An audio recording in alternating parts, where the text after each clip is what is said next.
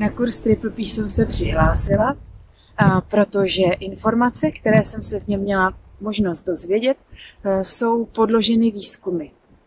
Lektorka byla velmi energická a srdečná. Díky tomu jsem se mohla cítit bezpečně. Na kurzu jsem se dozvěděla soubor strategií, které nyní můžu při výchově používat. Strategie jsou obecné a člověk si vždycky může vybrat, na kterou použije na tu konkrétní situaci. Tak například Eliška dřív rozbíjela svůj dřevěný kočárek, když si s ním hrála. Hodně s ním třískala.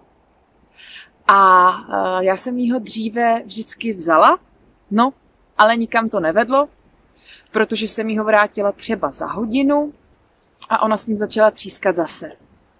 Tak na kurzu jsem se dozvěděla tip, že je dobré jí ho vrátit třeba už po 2 minutách, tedy v době, kdy o kočárek ještě pořád má zájem.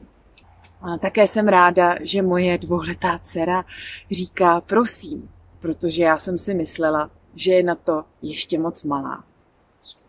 Některé situace jsem stejně neuměla řešit jenom s informacemi, které nám lektorka přednesla, a pro takové situace jsou tam potom 3 konzultace telefonické, vždycky po týdnu na 20 minut. Byla jsem velmi překvapená, že za těch 20 minut se toho dá skutečně hodně vyřešit. Získala jsem konkrétní rady, které lze hned aplikovat. Takže já jsem spokojená. Kurz doporučuju.